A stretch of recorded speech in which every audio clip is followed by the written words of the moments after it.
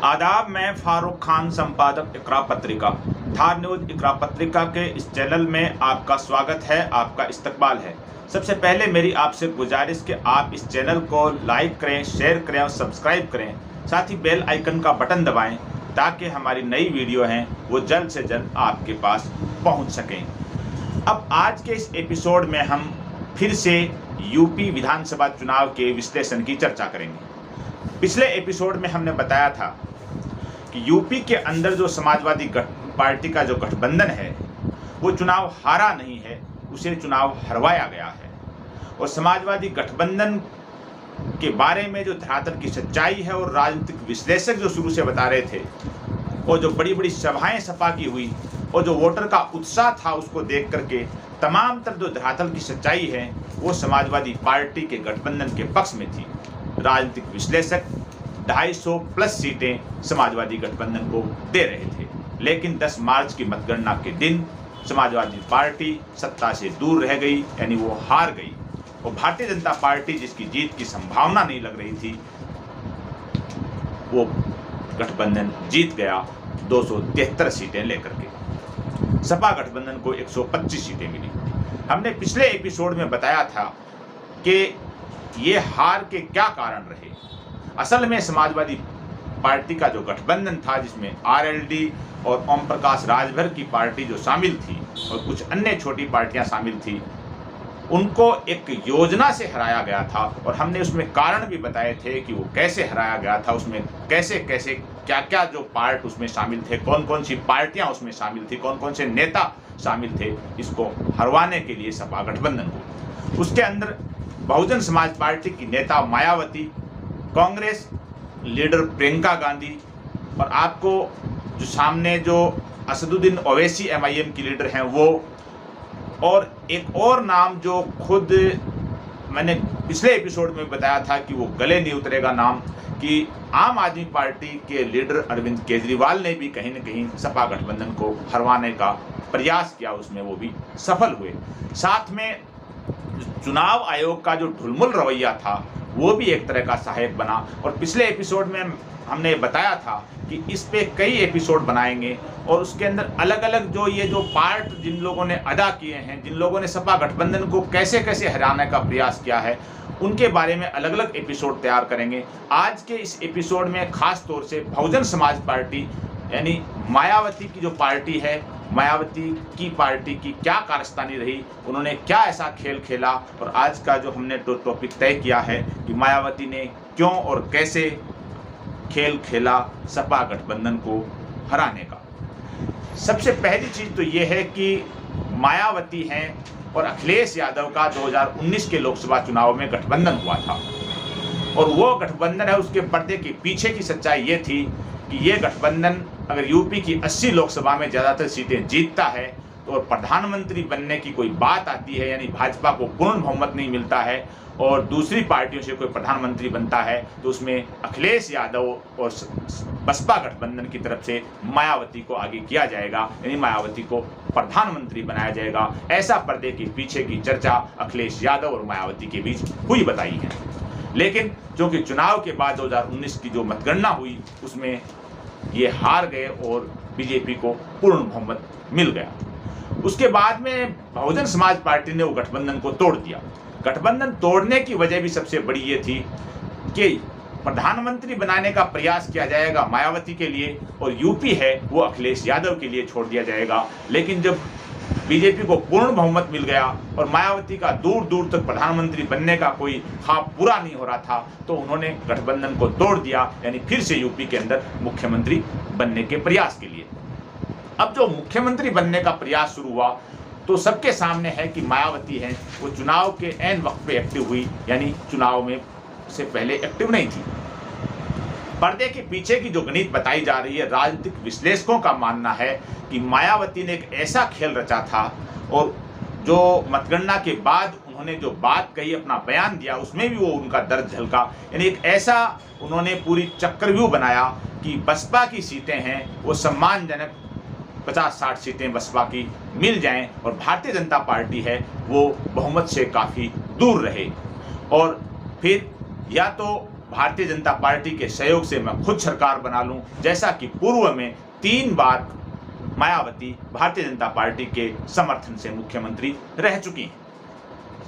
लेकिन मतगणना के दिन मायावती की पार्टी का सफाया हो गया और उन्हें 1 सीट मिली। तो ये जो एक जो सच्चाई जो लोग पर्दे के पीछे की बता रहे हैं, उसके अंदर ये जरूरी था कि सपा का गठबंधन है वो कमजोर हो और वो हारे, लेकिन सपा का गठबंधन भी हार गया और साथ में मायावती का जो पार्टी थी बसपा, उसका भी सफाया हो गया। जब मतगणना के बाद में जो मायावती ने जो अपना बयान जारी किया, उसका जो लंबवाद था उसमें जो उन्होंने बताया और अपना दर्द उनका जो झलका उस बयान में, उन्होंने सबसे बड़ा इस हार के लिए मुसलमानों को जिम्मेदार ठहराया।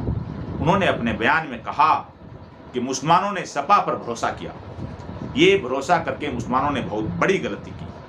चुनाव नतीजे बसपा की उम्मीद के विपरीत आए, यानी मायावती ने बताया कि ये नतीजे हैं बसपा की उम्मीद के खिलाफ हैं, जबकि मायावती चुनाव से पहले एक्टिव नहीं थी, यानी बिल्कुल चुनाव के वक्त एक्टिव हुई। तो फिर ऐसी क्या उम्मीद थी मायावती को? तो जाहिर सी बात है 40, 50, 60 सीटें वो लेना चाह रही थी और भारतीय जनता पार्टी को भी वो बहुमत से काफ़ी दूर रखना चाहती थी और सपा गठबंधन को भी हरवाना चाहती थी, ताकि पूर्व में जो 3 बार मुख्यमंत्री बनी वैसे ही भारतीय जनता पार्टी के सहयोग से मुख्यमंत्री बन जाए। तो मायावती ने अपने बयान में कहा था कि बसपा को उम्मीद के विपरीत ये जो परिणाम आए हैं। उन्होंने आगे कहा कि बसपा मुस्लिम समाज के इस रूप से सीख लेकर, मायावती ने अपने बयान में कहा कि बसपा मुस्लिम समाज के इस रूप से सीख लेकर इस कड़वे अनुभव को पर खास ध्यान रखकर अपनी अगली रणनीति बनाएगी, यानी रणनीति में बदलाव करेगी।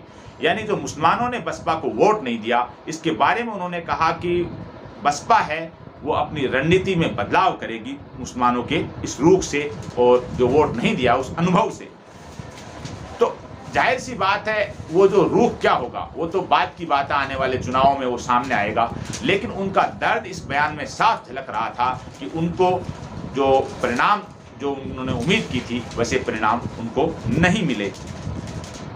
अब जब हम बात कर रहे हैं कि वो उन्होंने ऐसा कैसे खेल खेला, तो पहली चीज़ तो ये है कि उन्होंने खुद की सत्ता के लिए ये खेल खेला कि कैसे न कैसे वो भारतीय जनता पार्टी के सहयोग और समर्थन से एक बार फिर मुख्यमंत्री बन जाएं, जिसमें वो पूरी तरह से विफल हुई। इस सारा काम करने के लिए उन्होंने जो व्यू रचना रची पूरे चुनाव के अंदर, वो है सबसे बड़ी खास कि उन्होंने 122 सीटों पर जो उम्मीदवार उतारे वो मुस्लिम, यादव और कुछ और जातियों के उम्मीदवार, ये 122 उम्मीदवार हैं, वो पूरी तरह इस रणनीति के तहत उतारे गए कि सपा गठबंधन के उम्मीदवार हैं वो चुनाव हार जाएं।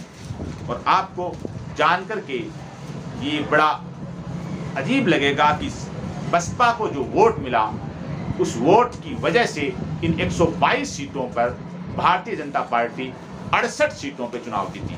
यानी भारतीय जनता पार्टी ने इन 122 सीटों में से 68 सीटें जीत ली। इन 122 सीटों में बसपा ने किस किस कास्ट के जो उम्मीदवार दिए, इन 122 सीटों में बसपा ने 91 उम्मीदवार मुसलमान उतारे और उसके बाद में इन 91 जो मुसलमान उतारे, इन सीटों पर बसपा के एक अघोषित समर्थन से भारतीय जनता पार्टी 47 सीटें जीत गई। यानी मुस्लिम बाहुल्य ये जो सीटें मानी जाती थी, इन 91 सीटों में से भारतीय जनता पार्टी बसपा के वोट काटने के कारण 47 सीटें जीत गई। मायावती ने जो इन 122 सीटों में से 15 सीटों पर यादव उम्मीदवार उतारे, यानी अखिलेश यादव की जो पार्टी है सपा गठबंधन के वोट काटने के लिए मायावती ने 15 सीटों पर यादव उम्मीदवार उतारे और इन 15 सीटों पर अघोषित बसपा के सहयोग से भारतीय जनता पार्टी को 7 सीटें मिली। यानी भारतीय जनता पार्टी यहाँ 7 सीटों पे कामयाब हो गई। यानी मुस्लिम उम्मीदवारों की वजह से भारतीय जनता पार्टी 47 सीटों पे कामयाब हुई, यादव उम्मीदवारों की वजह से बसपा के सहयोग से 7 सीटों पर कामयाब हुई और 16 जो सीटों पर ऐसे उम्मीदवारों को मायावती ने उतारा जहां जिस जाति का अखिलेश यादव की पार्टी का उम्मीदवार था उसी जाति का मायावती ने उतारा और इन 16 सीटों में 14 सीटों पर भारतीय जनता पार्टी जीत गई। और इन वोटों का जो अंतर देखें तो वो अंतर है, वो सीधा सीधा कह रहा है कि पर्दे के पीछे से बहुजन समाज पार्टी ने भाजपा का पूरी तरह सहयोग किया और इन 122 सीटों में काफ़ी सीटें जो भाजपा को जितवाई। अब इसके अंदर जो टोटल ये 137 सीटें हैं, यानी जो इसने जो खेल खेला भारतीय जनता पार्टी का सहयोग करने के लिए बहुजन समाज पार्टी ने, उसमें 137 सीटें ऐसी हैं टोटल जो सपा गठबंधन हारी है। यानी सपा गठबंधन ने जो 125 सीटें जीती हैं उसमें अगर ये 137 सीटें और मिला दी जाएं तो सीधा सीधा ये गठबंधन है ये 250 क्रॉस कर रहा है। यानी राजनीतिक विश्लेषकों ने जो धरातल की सच्चाई के बाद जो अनुमान लगाया था कि सपा गठबंधन है वो 250 क्रॉस करेगा, वो 250 क्रॉस सीटों के अंदर ये 137 सीटें ऐसी हैं जो बहुजन समाज पार्टी के सहयोग से यानी अघोषित सहयोग से भारतीय जनता पार्टी ने जीती हैं। इनके जो अंतर अगर हम देखेंगे, कई सीटों का मैं आपको बताऊंगा कि वोटों का अंतर क्या रहा वो भी। अब ये सबसे बड़ी चीज खेल शुरू हुआ तो 10 फरवरी को पहला चरण था यूपी के अंदर। 10 फरवरी के इस पहले चरण के कुछ दिन पहले मायावती का एक 30 सेकंड का वीडियो वायरल होता है। उस वीडियो में मायावती कह रही हैं कि जहां सपा गठबंधन जीत रहा है उनको हरवाने के लिए, यानी जहां बहुजन समाज पार्टी हार रही है और सपा गठबंधन जीत रहा है, सपा जीत रही है, वहां अपना वोट है वो भारतीय जनता पार्टी को दिया जाए, ऐसा उस वीडियो के अंदर संदेश था। यानी जहां पर बहुजन समाज पार्टी हार रही है वहां सपा को हराने के लिए वोट है वो भारतीय जनता पार्टी को दिया जाए। 30 सेकंड का ये वीडियो था।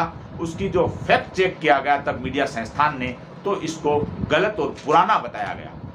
यानी उसका फैक्ट चेक यह था कि ये पुराना वीडियो है, लेकिन मायावती की तरफ से कोई सफाई नहीं दी गई, यानी पूरी तरह भ्रम में रखा गया। और ये वीडियो है पहले चरण के कुछ दिनों पहले जारी हुआ और उसके बाद में खेल आपके सामने है कि मायावती की टिकट वितरण और मायावती के इस वीडियो वायरल, चाहे वीडियो पुराना हो, 137 सीटों पे खेल सिमट गया। यानी सपा गठबंधन 137 सीटों पर चुनाव मायावती के कारण हार गया। अब आप इसके अंदर जो कुछ सीटें आपको मैं बता रहा हूं जहां कहां जो हारी है,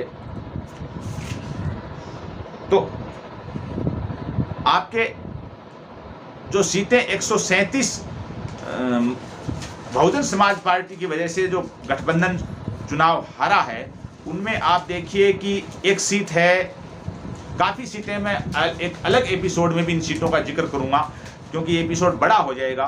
तो मैं आज आपको उसमें 2-3 सीटें ऐसी बता रहा हूं जहां बहुजन समाज पार्टी के सहयोग से यानी अघोषित सहयोग से भारतीय जनता पार्टी कैसे जीती है। एक सीट है गंगो विधानसभा सीट पे भाजपा ने कीर्ति सिंह को टिकट दिया, सपा ने यहां इंद्रसेन को उतारा। 23,192 वोटों से सपा यहां से हार गई। यानी भारतीय जनता पार्टी की कीर्ति सिंह यहां से 23,192 वोटों से जीत गई। इस सीट पर बहुजन समाज पार्टी के उम्मीदवार नोमान मसूद को 54,937 वोट मिले। यानी गंगो विधानसभा में बहुजन समाज पार्टी ने जिस नोमान मसूद को टिकट दिया उसने 54,937 वोट पाए और भारतीय जनता पार्टी और सपा की टक्कर में जो चुनाव सपा हारी वो अंतर रहा 23,192। इसी तरह मैं आपको एक सीट और बता रहा हूँ, सहारनपुर की नुपुड़ सीट। इस सीट के ऊपर सपा ने धर्म सिंह सैनी को उतारा। भाजपा से यहां मुकेश चौधरी चुनाव लड़ रहे थे। मुकेश चौधरी के हाथों सपा का उम्मीदवार मात्र 315 वोटों से चुनाव हार गया। और इस सीट के ऊपर नुपुर सीट पे बसपा ने जो उम्मीदवार उतारा था उनका नाम था साहिल खान, और साहिल खान को करीब 55,000 वोट मिले और तीसरे नंबर पे रहे। यानी साहिल खान को जो 55,000 वोट मिले एक तरफ, और दूसरी तरफ भारतीय जनता पार्टी का जो उम्मीदवार है वो 315 वोटों से चुनाव जीत गया। ऐसी कई सीटें हैं जिनके बारे में अगले जो एपिसोड आएंगे उसमें बताऊंगा मैं कि बहुजन समाज पार्टी के अघोषित सहयोग से किन किन सीटों पे कैसे कैसे सपा गठबंधन के उम्मीदवार हारे, और भारतीय जनता पार्टी को जो पर्दे के पीछे से उन्होंने सहयोग किया उससे भारतीय जनता पार्टी के उम्मीदवार जीते। और आगे आने वाले एपिसोड में इसमें कांग्रेस के बारे में भी, अरविंद केजरीवाल की आम आदमी पार्टी के बारे में भी, और असदुद्दीन ओवैसी की MIM के बारे में भी एपिसोड बताए जाएंगे कि कहां कहां भारतीय जनता पार्टी के किस सहयोग से भारतीय जनता पार्टी के उम्मीदवार जीते। ये सहयोग एक प्रत्यक्ष नहीं था, अप्रत्यक्ष था, लेकिन टिकटों का बंटवारा और वोटों का जो बंटवारा हुआ और जो परिणाम आए उसमें साफ साफ है कि बहुजन समाज पार्टी, असदुद्दीन ओवैसी की MIM और कांग्रेस पार्टी और अरविंद केजरीवाल की आम आदमी पार्टी हैं, उन्होंने पर्दे के पीछे से सपा गठबंधन को चुनाव हराने का प्रयास किया और परिणाम सामने है, और उनके अघोषित सहयोग से भारतीय जनता पार्टी जीत गई। आज के इस एपिसोड में बस इतना ही। जय हिंद, जय भारत।